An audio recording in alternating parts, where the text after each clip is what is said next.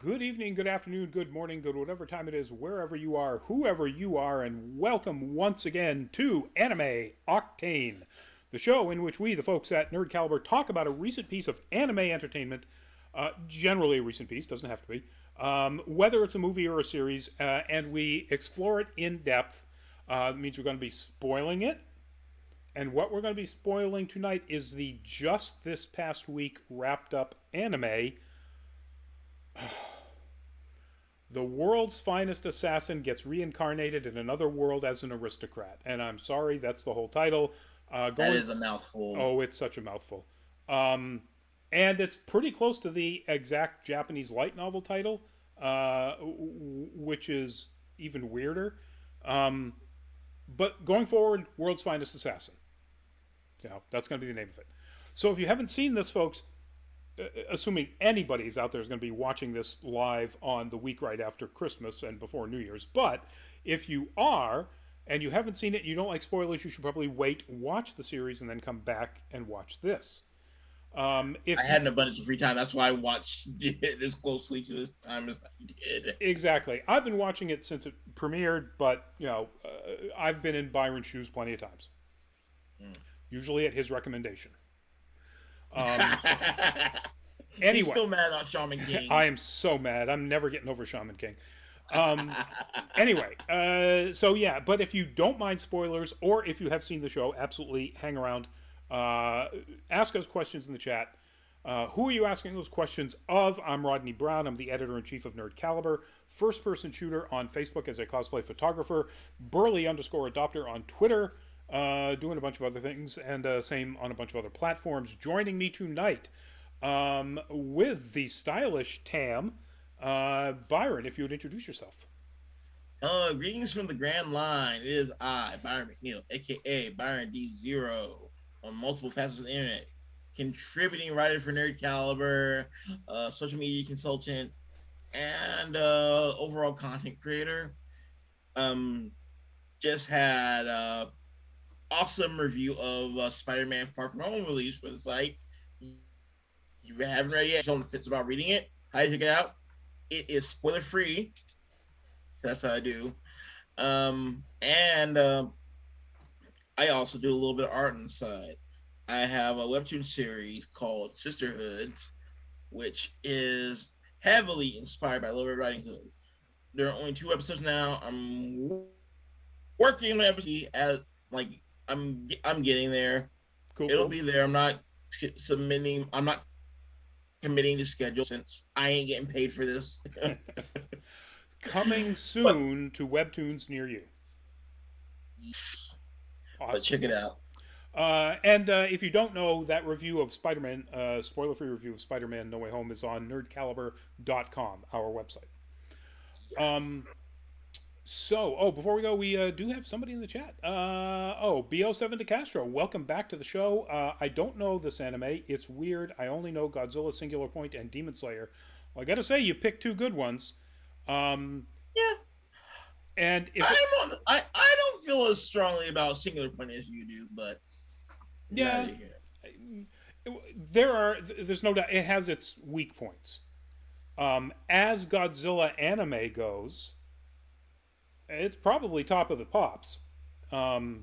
There's not much else out there in the anime world that has worked for Godzilla. True. It is a truly weird story, though. But we're not talking about that. We are, in fact, talking about World's Finest Assassin. So what is World's Finest Assassin? And actually, let me check any other chat. Oh, we do have other chats. Brave Engine on Twitch. Golgo13 is the finest assassin. I don't know that anybody... yeah, he is. I don't know that anybody's going to argue with you on that point. But that's the name of the show, World's Finest Assassin. So we can't change it. Sword in the Stoners, welcome also, to the show. Frank Drebin was a cop, not an assassin. Frank Drebin is the finest. Yeah, I don't know. Clearly the finest assassin in that whole series was OJ. Oops. Sorry. Probably shouldn't have said that. Hey! Yay! I'm glad you did. Thank you. Anyway, so what is World's Finest Assassin? So it is an anime based on a light novel, or light novel. Original. Exactly, and with a title like that, you probably should have seen that coming. A light novel original by I'm gonna miss his name if I don't have it up here. Tsukiyo Rui. You may have heard that name if you started watching an anime from earlier this year called Redo of Healer. Exactly. So, for me, the only reason I started watching this is because I found out it was by this same guy and looked like it wasn't even remotely like that series.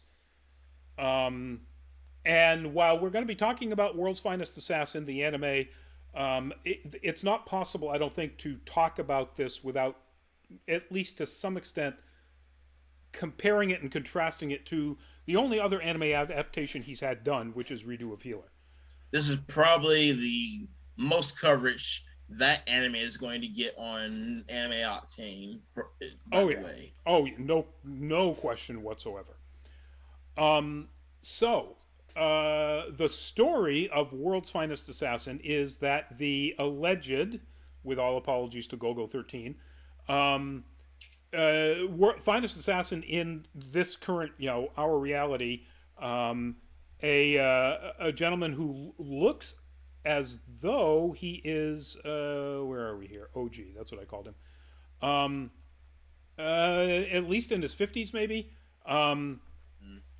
Dies and correction, he's murdered. Well, yes. I mean, he dies by being murdered, and winds up getting sort of caught in between that life and what should be his next life by this goddess of some fantasy world, who basically has recruited him from his death to become an implement in the new world he's going to be reincarnated in, to eventually kill the hero. Anime trope, there's a hero who is there to save the world from a demon lord, typical thing. Because apparently the hero has to die after he kills the demon lord, because she knows he is going to go on to ruin this world. Like he becomes corrupt and whatnot. Exactly. So, and he says, sure, because what else is he going to do? And then the rest of the series is about him being born in this new world, growing up in a family of assassins, and learning all of their techniques, developing his own skills, and eventually possibly encountering the hero. And that's the gist of it. So it's pretty tropey. It's pretty. That's putting it mildly. No, it's pretty bog standard concepts around the isekai aspect of it. Then we get into how it's particularly executed, or the details of the story around that concept. So, what we generally do, so let's just get this out of the way. So, Redo of Healer, the other light novel that this guy's had adapted, is one of the most offensive pieces of animated content I've ever seen. It is, it is just this shy of hentai, but all of the erotic isn't the right word for it. All of the sexual activity scenes are assault, horrible abuse. It's literal revenge porn. It is revenge porn with the emphasis on both revenge and porn, and I don't think that there is a sexual act that is, again, it's not hentai, so they're not directly portrayed, but pretty close. That isn't the R word, and it's awful. It's just. I stopped watching after 3 episodes. I finally went back and finished it to see whether or not it does ever, if there's any way to call this thing anything other than, just horrible. And it doesn't. It doesn't get any better. I didn't. I wouldn't imagine it would. No, yeah, no, it doesn't. So with that in mind, I was like, is it possible for this guy Tsukio Ryu to actually create something I kind of want to watch? And that's the reason why I started watching it. So what we usually do in shows like this in our full fat spoiler chat, is we talk about the things that we like about it, the things that worked. Then we talk about the things that we didn't like about it and things that didn't work. And before we go on to anything like, larger points like theme, tone, or message. Um, and so, Byron, let's get right into the meat and the potatoes here of this. Um, what did you like about World's Finest Assassin? Dot, dot, dot, dot, dot, dot. Hmm. I liked the magic system. Definitely, the magic system is pretty straightforward. It borrows like clearly the author has read a couple of DC comics at a time because the magic system is very akin to that of Satana Zatara. Yes, good Yep, point. where like spells are cast by reciting the statement backwards, which I thought was pretty Usually cool. a more simplified statement. Zatanna often uses entire phrases, and that's I don't think there's a single spell in here that's more than two words. But yeah, same idea. Yeah, you're right. There isn't anything beyond that. I definitely enjoy the art direction. It's a nice mix. Like it's a nice mixture of. I mean, it's a nice mixture of Victorian and medieval type settings here. Mm-hmm. I was a big fan of the fact that like guns, while they are somewhat foreign, they're not like, what is that fire stick that you have in your hands? Like it was just like, oh, that's an interesting thing. That's cool. Like, Yeah, so I just brought up the picture. That's sort of one of the promo shots of Lou. So the main character is Lou as an Lugh. They pronounce then his last name is Tuatha. A lot of the names here are taken right out of Welsh and Irish mythology, which is kind of cool. Um, but there's a picture of Lou holding up a gun, and that's part of his learning how to do magic. Is he figures out how to create magical guns? And yeah, when people see these, they realize that they're pretty dangerous, but they don't just lose their minds. Oh, fire stick bad. You're right. It's like that, whatever that is, is. I think somebody even calls it that magic projectile thrower or something like that at one point. yes. Is like that's a problem. And like Mm-hmm. that's hopefully the way a seasoned general or commander confronted with something that they don't necessarily understand but realizes it's a danger would deal with it. So yeah, Yes. good point. I was also like it was the little details like how Lou has like created his own scope. Like he adapted so well to these unfamiliar settings. Like yeah, he had the knowledge of this world like ingrained into his mind before imprinted into his mind before he was reborn. It was still cool, like just how he was able to use his prior knowledge in this world. Yep. Like it wasn't just like some of the other characters in the story. Yep. Like, my favorite, like when I say characters, I mean like the other like world's finest people who end up getting isekai as well. So let me just explain that. So you don't see this until probably halfway through the season, Mm-hmm. but you eventually see that the goddess has been doing this for decades, if not more than 100 years, finding people who have died. He is 514 or something like that of Yeah. of the number of people that she has brought in who are the best at whatever they do to try to figure out whether or not that is the person who can take down the hero. And to a person, they become useless. In some cases, horribly useless. In some cases, terrible people. It just none of them even come close to being able to accomplish what she needs them to do. And that is, again, very interesting. At times, very funny. They do play that for laughs pretty well. But a really interesting concept that you suddenly realize that he isn't even like that special. She's been doing this for a long time. Yeah, my favorite amongst those would have to be the rapper, because it's just like I remember watching that scene, just thinking like, why would you think that this would be the ideal person to take on a seasoned warrior? Yeah, like he probably never thrown a punch in his life. Just throwing it out there. Yep. I think one of them's a thief. Another is some kind of a fighter. People that you could. Okay, maybe I can see that, but yeah, teacher. The teacher was a little weird, but the rapper, it's like, okay. The photographer was like, I like the idea of the photographer. It's just like shame them, like, okay, but that won't.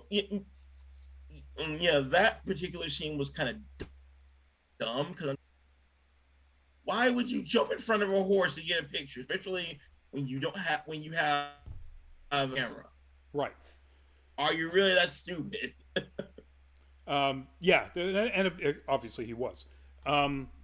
Good point. Good stuff. Other things that you liked about it? Well, I like the character designs a lot. Definitely, they were pretty solid. The animation wasn't much to write home about, but again, visually, it was appealing. Yep. Yeah, this the image that's on your screen now, folks, is sort of one of the promo tags from the first trailer, I think. And those are basically the primary characters right there. Lou looking over his shoulder, with the blonde hair, one of his assistants, I think would be the best way to put it, Tarte.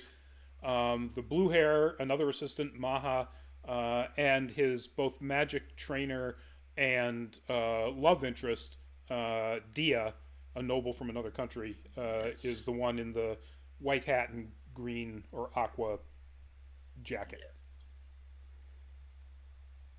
Anyway, sorry, that stopped you in flow. So, yeah, character designs. No, it's very solid, very solid designs. I like the outfits. I also love like the openness of these relationships. Like, it's not, and I hate this concept in love story. The will they, won't they type of romance. Right. Which you've seen a lot of lovey-dovey anime. It's like kind of like in 60, where you see these girls genuinely honest with their feelings, and Lou is like responds in kind. Yeah. You don't have them like just pretending to be friends. It's like, yeah, I love you. It's like, I know you have this other person, but it's like, but I still love you. Yeah. And it makes for a lot less tension, and it's also, I love the fact that like the girls aren't at each other's throats like in most harem. Yep. That trope gets old after a while. Because it's not. I mean, it's kind of a harem, but not really. Yeah, like isekai have like harems a lot of times. Right. I mean, it's a harem in that he's surrounded in pretty much all of his, assistants and helpers, and of course his love interest are, lovely women, young women. I mean, they're all teenagers. Yeah. In a world where Dia's best girl. Hmm? Dia's best girl. Well, yeah. In a world where 15 is considered adult, so the what was I getting at? Oh yeah, but they're not as is the case in most harems, all desperately vying to be the one person to get his attention. Um, it's made pretty clear by both Tarte and Maha that, in addition to being, devoted to him as an assistant for his assassination work, they're in love with him, but they know he's in love with Dia, and that's fine. They're just, just want you to know. Yeah, Um, and they're and especially Maha, who's just like, yeah, you can have us both. well, yeah. Um, I'm going to get a little bit into, I think, I don't know if it's a problem. It's a problem for me, but when we get into tone Yeah. about some of this stuff. But anyway, other things that you like. I think if I don't want to be here all night, so Okay. And so I agree with most everything you said. I think the character design's interesting. I thought it was a very interesting choice to set the look of this world in, yeah, pretty much Victorian. I mean, mid 18th century costume designs. There's a shot here of um, Lou as a younger man training with his father. And you see he's wearing a cravat with a jewel, and they both have waistcoats. His dad has an actual long tie, very Hobbitshire, which is based on Victorian or mid 18th century English countryside look, but with a little bit more refinement. Um, yeah, I think that was very cool.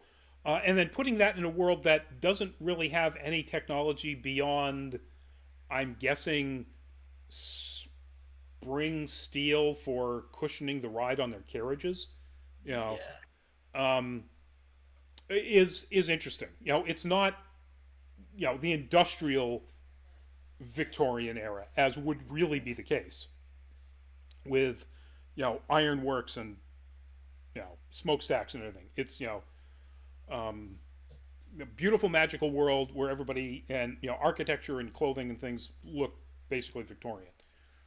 Um, I I think one other thing that you didn't mention that I thought was really cool. It's got a banger OP. oh Um, yes, it does. it sounds like, and they may have picked something up from this as opposed to being an original, but it sounds like something like that would have been a monster hit, even a couple of years ago as a J-pop or K-pop song. I mean, it really sounds like that. It's like, haven't I heard this somewhere before? And I don't think I have. Um, Yeah, it was pretty dope. yeah, it's a really cool, and like you said, I really like the idea that because, and this is just one of the many similarities of the much older light novel, even though it's a same year anime, like Mushoku Tensei, the main character, even though he is born as an infant, remembers everything from his previous life. So in this case, unlike Mushoku Tensei, where that is a problem, in this case it's a benefit, and he gets to use all of that knowledge. Like, he guides his training from Dia, who is first brought in to teach him magic, of how to, with the kind of magic he wants to learn, based on the fact that he knows he wants to create a gun. He wants to create magical bullets. He wants to create scopes, the ability to see distance. He wants to create basically anti gravity, a bunch of different things, all geared towards the idea that eventually he wants to kill this hero. Um, and I think that was really cool. And they do a really good job of, you know, he's clearly guiding Dia in the areas of teaching him what he ultimately wants to learn. So your audio connection did that voice over IP thing just when you coughed, and so it was just the start of a cough, like and then nothing, and like, wow, that was the weirdest cough I've ever heard. Um, but anyway, I'm sure you're fine as far as audio goes. There we go. You're back. So I think that was really cool. It ultimately has an incredible payoff at the end. Like, I didn't see this coming. Even though all of it is staged, is set up as to what he's trying to do throughout the course of the anime. And you look back, it's like, oh, that's why you learned that, and that's why you learned that, and oh, okay. And then it all comes together in again, something that just went, oh, well, that's an idea from our world and implemented in a magical way that's brilliant. Um, so I really liked that. I thought that was fantastic. Again, like you did. Um, uh, yeah, the anime is okay, or the animation is okay. There are no brilliant Sakaga moments in this. Oh, definitely not. I There's a mean, he's an assassin. You're not going to see like hand to hand or like outstanding feats of agility and such. right. You do get to see some of those in his final test, where basically he has to stop his dad from killing him. There's some pretty good hand to hand stuff, but not brilliantly animated.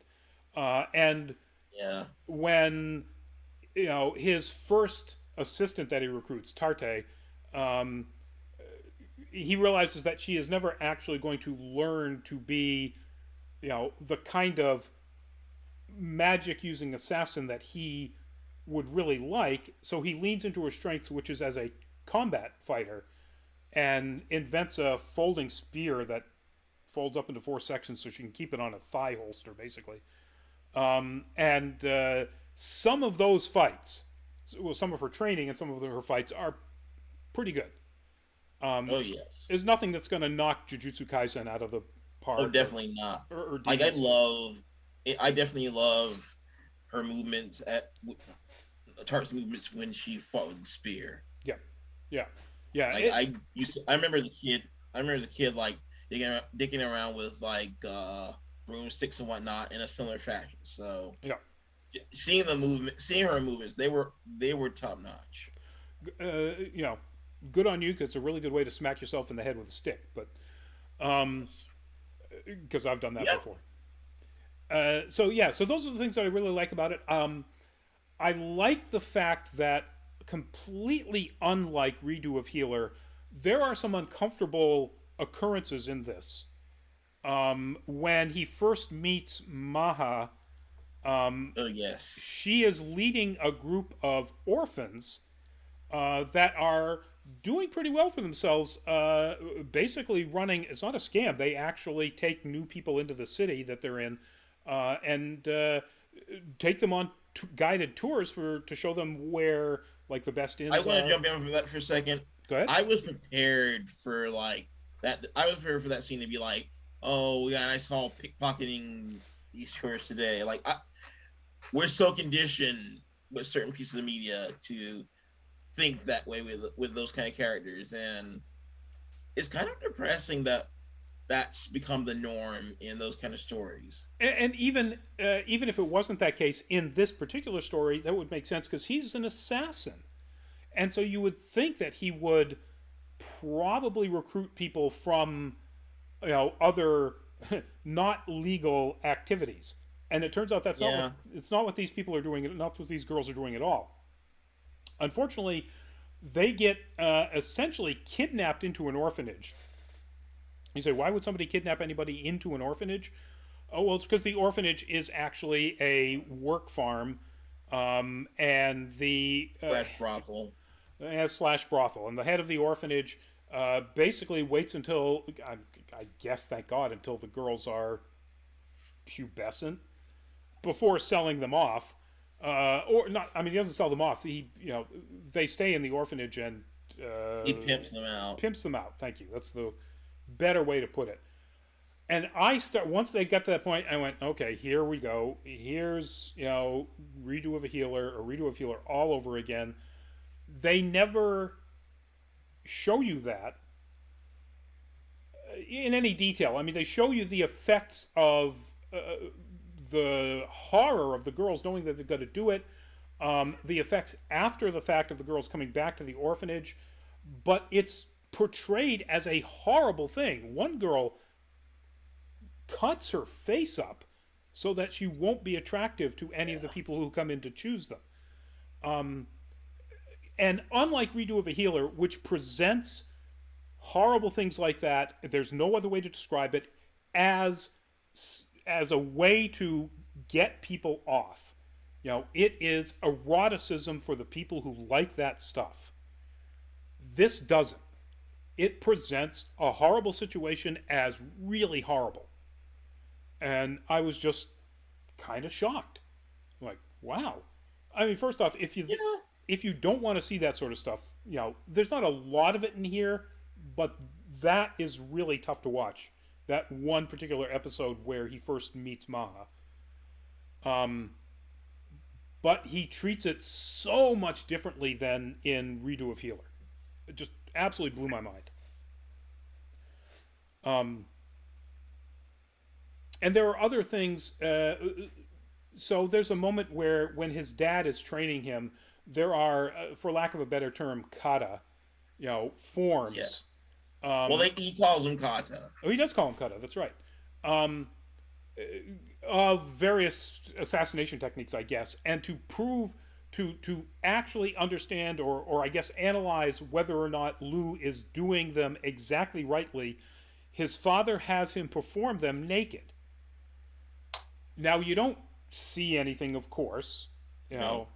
but initially just the idea, it's like, again, it's like, if it wasn't anybody else other than the author of Redo of Healer, I wouldn't necessarily have had this so much of a cringe. But the minute that his father says, "Take your clothes off," I'm like, no, not this again. Yeah. And he doesn't. It's weird, but it's no more weird than, say, Spartans training naked, which they did. You know, Yeah. I um, mean, when he explained it, it makes perfect sense. yeah, because literally the movements are so precise that, if it's not possible for his dad to see whether or not he's doing them correctly if there is, baggy trousers in the way or baggy sleeves. Um, so, but it's just one of those things where, because I was so conditioned to thinking that this was going to be garbage, I just went no, and then went, oh, okay, all right. Um, and that, other than the stuff that the story is serviceable. It's nothing innovative, particularly, except in I those know. areas we've already described about how it incorporates Lou's previous knowledge into how he solves his problems. Um, uh, but it also sets up, it does some really interesting um, sort of mercantile spying stuff. It's just much more than Yes. just, this kid learns how to kill people. You know, I thought that was kind of interesting in itself. yeah, yeah, I thought so. It was pretty cool. All right, so Byron, dislikes. What didn't work for you? Uh, well, there were a few things that didn't work. The CGI definitely threw me off. Like I said, the animation wasn't anything to write home about. The 2D animation was passable, and it never gets to like handshakers levels of bad. God, or God forbid, X arm. But it told those scenes where you have the horse carriage driver who is this jumbled lump of CGI doo doo, for lack of a better word, while you have these lovely characters looking for these lovely outfits.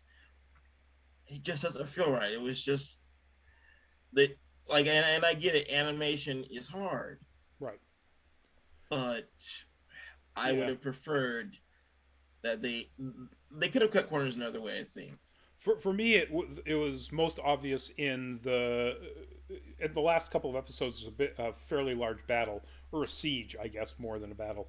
Oh Um, yeah. and all the knights, they're all CGI, and sometimes when it's like one or two up against, somebody that's actually, 2D animated, it's not that bad. But the whole battle scenes, when there's a bunch of them, it's just Okay, I get it, Well, like you said, it was still better than X Arm, but but it's the better part's than pretty Exxon. low.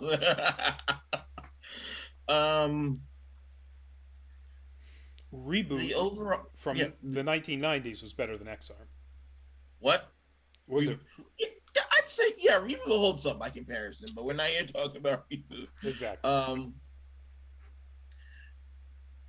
I gotta say that the overall delivery of the story kind of wasn't great. Like there were just times where I just lost interest, and I would power through the episode. I'm kind of just like, are we still doing this? Yep. Like, can we just get somewhere? Um, I'm not gonna say that Luke is a boring protagonist. He's definitely not. So I will. You know, Well, yeah, or at least I get he, okay. You, you can't identify with him because he has no art. well he has no connection to anyone other than mission. In theory, Dia, but that's literally somebody writing on paper. These two characters love each other, and you never Yeah, ever get a sense that that's the thing. I would Um, say the only connect. I would say the only real connection that he has is with Sion, his father, yeah, yeah, all right, because it's like every conversation is very matter of fact with him. yeah, He talks to him not so much as like a father to a child, but like an associate. right. Just Like and a mentor to a trainee, yes, which kind of and is as the really the series relationship. progresses, Yeah, as the series progresses, they talk to each other as equals, yeah, yeah. No, and it's I'll very agree. yeah. Uh,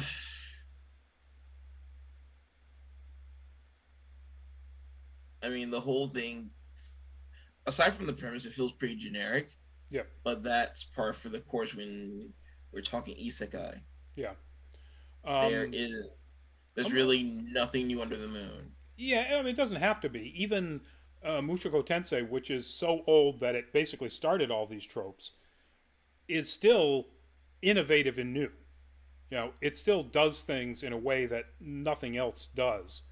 Um, and this doesn't. You know, this, aside from the writing, it does almost nothing different. And by writing, I mean Yeah, plotting. This is a plotted story that absolutely. plays out the plot. It's Oh yeah, not. they're all pieces on a board. They are all pieces on board. It is not a character-driven story in any way, shape, or form. Oh yeah, because every character feels like they're developed. Yeah, um, Like the closest thing we get to any kind of arc is with Tart. that's true. That's Yeah, true. but it's such a brief arc that you're kind of just like, okay, Yeah. that was cute. Anything else? Any other specifics on dislikes? Uh, I gotta say, from like the post credit from the final episode, I'm not impressed by the design of the hero. Uh, Assuming he is the hero, so we know that the and again we're doing spoilers here. That he does that Lou does come up against somebody that he thinks is the hero is insanely powerful, um, and ultimately defeats him. And then they find out that he probably wasn't the hero, and they introduce somebody who is probably the hero. Although the way the show is going, there may be multiple. Oops, I made a mistake. That's not really the one. Um, and he's you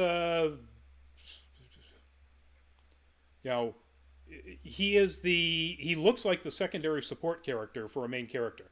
A Yep. white-haired teenage boy, sullen Oh, he's looking, blonde. or blonde-haired, Yep. sullen looking kind of.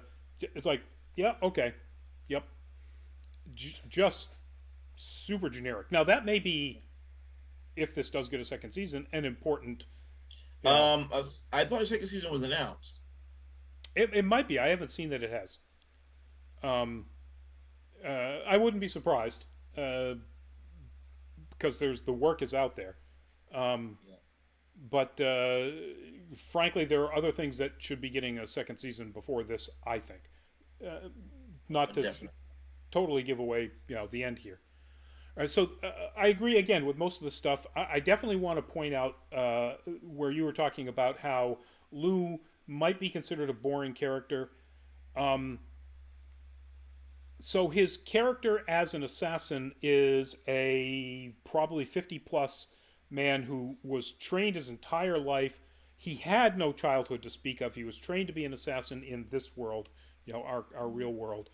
Um, and then spent the rest of his life literally doing that. He has no emotion, none whatsoever. And Lou basically is a little less because he's in this different world and he's in different circumstances and he's not being trained the same way. He's being trained in a family that really appears to love him, even if they're training him to be an assassin. That is a job description for them, or a divine calling or whatever you want to call. But it's not child soldier type, which is more like what he was in the real world. Um, Mhm. but even with that, he still is almost emotionless. Um, and you don't ever, you shouldn't, I don't think, ever want to identify with him as a primary character. Yeah. You don't feel any weight to any of the connections that he has because there is no emotional weight to any of them. Yeah, he's Um, mostly just playing them to get what he wants. exactly. Uh, so yeah, there are times when if it wasn't for a fairly intricate plot and you're literally sitting there looking at it from a Sherlockian standpoint, how is Lou going to take part A and part B and connect them to make item C and you know uh, political machination A and mercantile workings B and that's the only reason to go from episode to episode of this.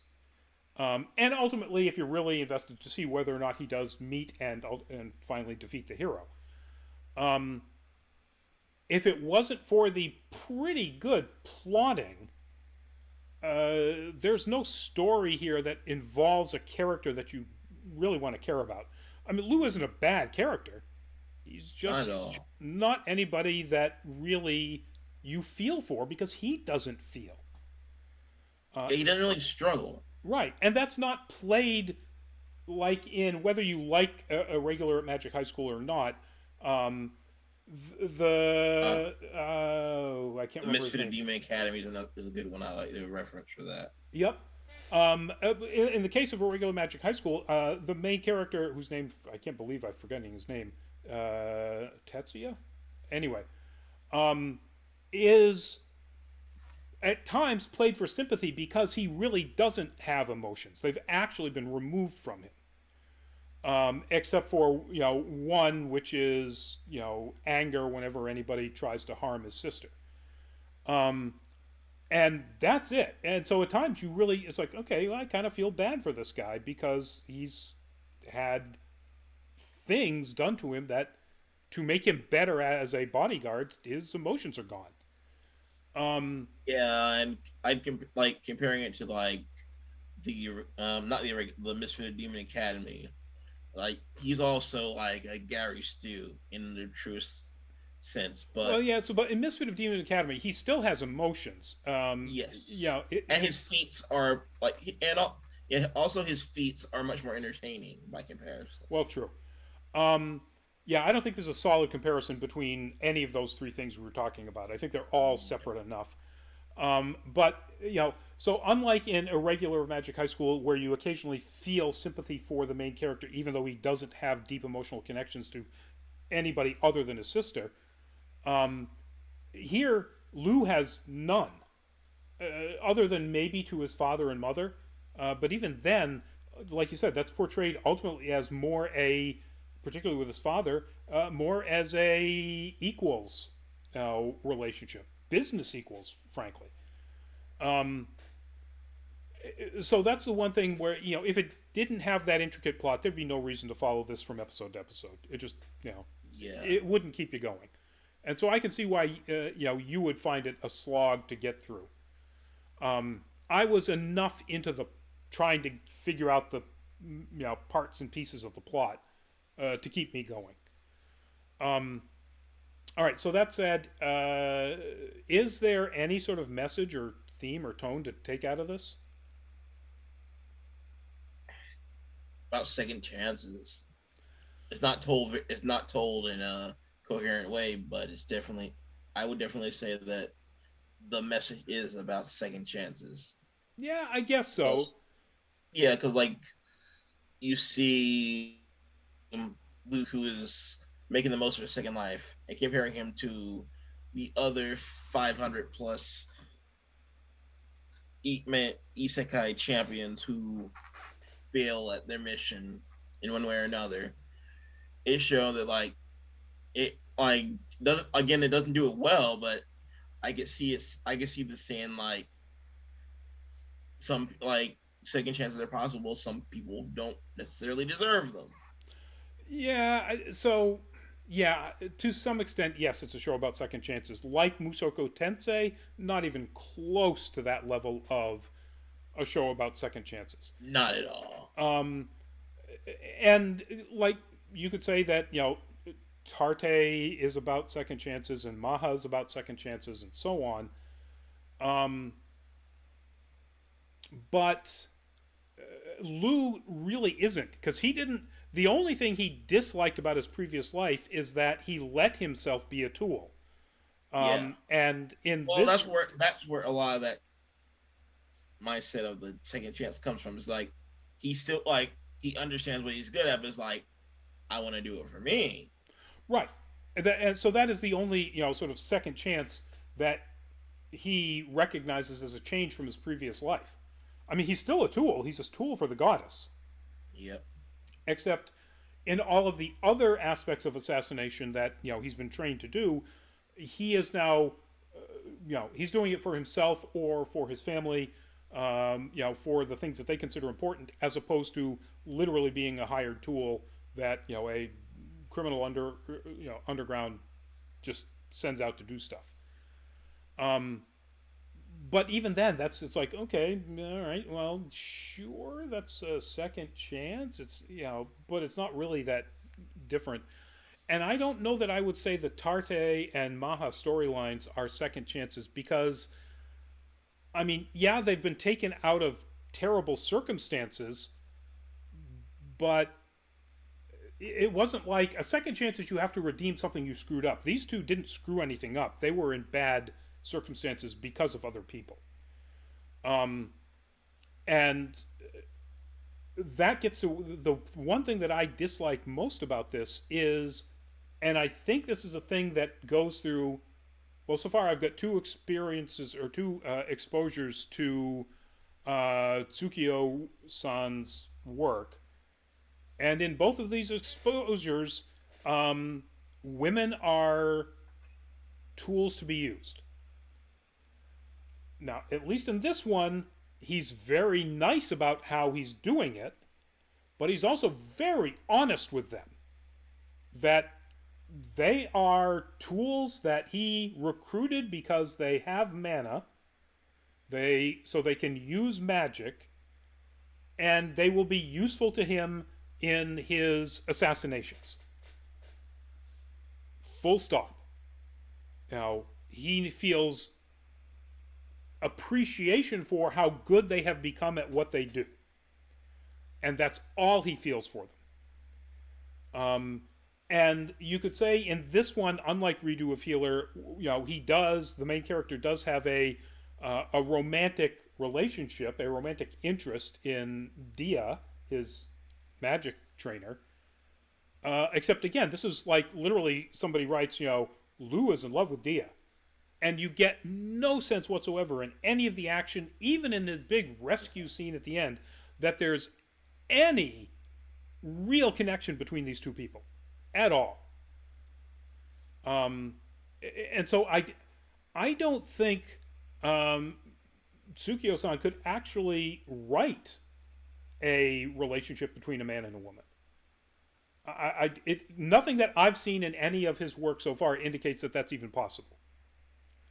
And that's a problem. Probably a neat. Hmm? He's probably a neat. Well, he's a furry. We know that. Um, he appears in Fox Furry every time he does an interview. Um, if you haven't seen it, folks, if you follow the Anime Man, Joey on YouTube, he's got an interview with him after Redo of Healer anime came out, but prior to this one dropping. And it's interesting, to say the least. Yeah, so that kind of bothers me, as if that's a theme that works through all of his work, and he has a dozen, I think, ongoing active light novel series. So he's prolific as hell. And if that's a theme through even a significant portion of them, that's a problem. Now that's a problem for him, but it's also a problem that I don't necessarily want to watch entertainment that's based around not understanding that women are anything other than tools. And just generally, it might be very telling of his own his own dating life. It could be. But anyway, so that's the only theme or message other than the not really well baked second chances concept that's come out of this, as far as I can tell. And we've gone way too long talking about a show that isn't really that important. So Byron, do you recommend it? And scale of 1 to 10, where do you place it? If you if you got a weekend to kill, you could do a lot worse. I'd give it a 2.5 out of 5. All right, cool. Which would make it a 5 out of 10, because I did say out of 10. So, yeah, 5 out of 10. Yeah, I'm in the same boat basically. I would say if you like intricate plotting, it's worth it. It's kind of interesting. And if you like to see how somebody would take otherwise really potentially objectionable content, and treat it in a way that he hasn't, yeah, not wallowing in it like a pig, like Redo of Healer does, but actually treating it fairly tastefully and smartly, it's worth it.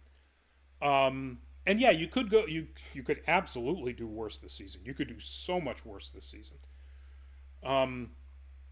But yeah, it's a half-hearted recommendation. And so that because of the fact that I like the intricate plotting, I'm going to go one more. I'm going to give it a 6 out of 10. It's just barely above mid. All right, folks, that's our show. Before we go, we're going to leave you with a little quick promo here. If you get a chance, go to patreon.com/nerdcaliber. Check out our Patreon page. If you want to be a patron, we'd absolutely love to have you. We've got 3 tiers, $2 to the lowest tier. And we use that money to go to cons, assuming Omicron doesn't kill cons. Omicron. And bring you more content on YouTube and on nerdcaliber.com and so on. Just today, I posted up the last gallery from Emerald City Comic Con by our team member David the Con. That's on Instagram, David the Con. So go check those out. Some really cool cosplayers and good images out of there.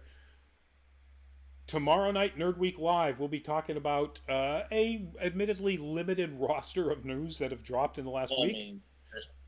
Because Christmas. Yeah, because it was the holidays. It was Christmas. It's Kwanzaa. It's there are happy Kwanzaa for anybody who celebrates. Before we sign off, I did want to respond to Sword and the Stoner's comment. I just got the OJ reference. Oh, there we go. Wow. All right. Tough night there, Sword and the Stoners. But I'm glad you got it. Yeah, so that's it, folks. Oh, and then this coming Thursday, Full Fat Spoiler Chat is Hawkeye. So be there, be square, or be square. It's only 6 episodes or 8 episodes. Uh, Anyway, it's not a lot, let's see. so you can catch up pretty quickly. It's the week between Yeah, Christmas and New Year's. What else are you doing? So probably watching Cobra Kai. could be watching Cobra Kai. Could be watching The Expanse. Could be yeah. There's a lot of. Could be watching Letterkenny, um, which isn't Can't nerdy. confirm. Hmm? Can't confirm. Can confirm. Texas size 10-4. So, folks, that's it. We'll see you at one of the upcoming shows. Please stay safe. If you had travel plans and they have been squashed by Omicron, as so many flights have, wear the masks, folks. If you can get an N95, please do. Indications are that the cloth masks aren't nearly as effective against this as they were against Delta and the original variant. So, And if you're afraid about getting the shot, give your balls a tug and get that shot. thanks. Last Leonard Key reference for the night, I swear. Thanks, Shorzy. Okay, Byron, give us a goodbye. All right, guys. Byron D0. Check out my comics, Sisterhood. It's on Webtoons. It's fun. I got 2 episodes up already. Episode 3 will be coming sometime in the near future. Awesome. Have a good night.